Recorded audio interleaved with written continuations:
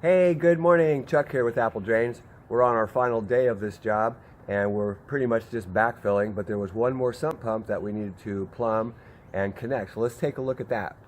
So back here in the back, off of the pool deck, you can see the pavers right here.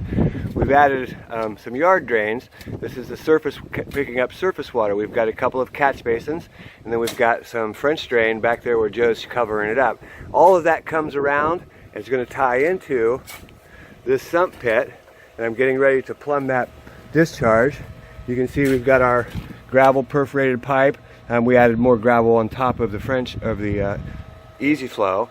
We won't do it over there, but we need to do this corner.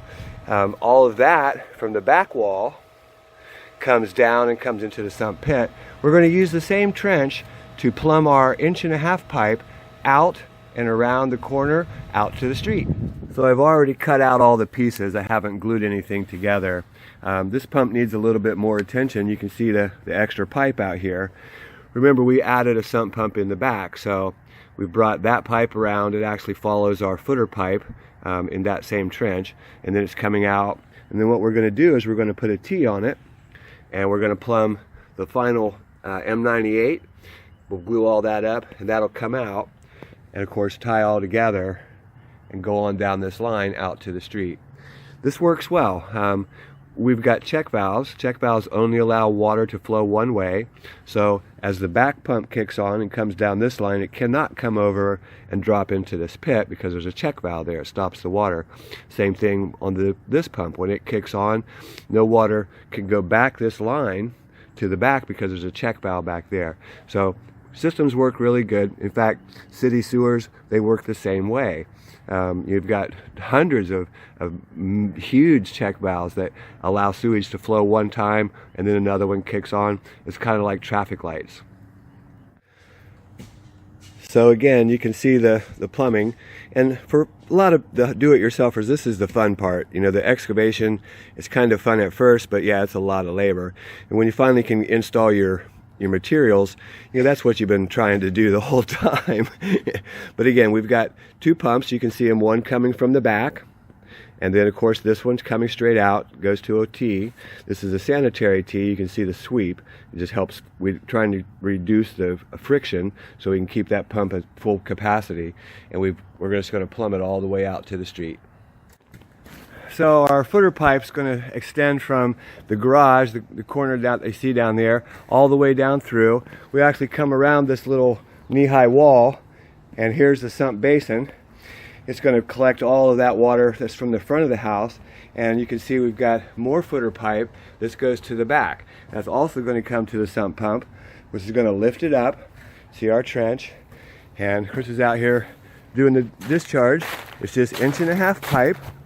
Could be 2-inch, but we're running 1.5 inches, so there's not that much water. And we'll discharge right out here, excuse me, right out here at the sidewalk with a pop-up, but we're actually using a grate, and I'll show you that, how we put it together.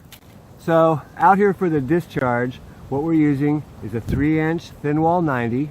We're using a little grate on the top. We've got to put a set screw in there to hold it in place because that pump's just going to push that right off of there.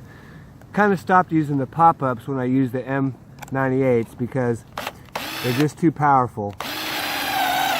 So put a set screw in so that this doesn't come off. You can take that off if you need to.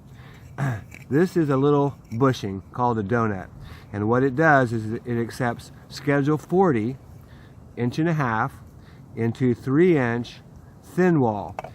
In other words, this is not the same as Schedule 40 PVC. And what we're going to do, we'll glue all that up, but we're going to put the 1.5 inch. As you can see, it'll slide right in here. So this gets glued and it's all set. We can set it right down in the ground to grade and cover it up. So good amount of glue,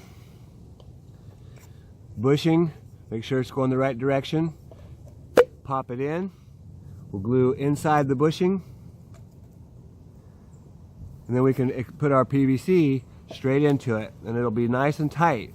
That little fitting is not available at Lowe's or Home Depot. You've got to go to a plumbing supply, or you can send me an email. Maybe I can help you. So you can see there's our discharge, and basically we'll just throw some dirt to bring it to grade, put some sod around it, and we'll continue to plumb it. You can see we just started, and send that back to the sump basin that is right there on the corner of the house.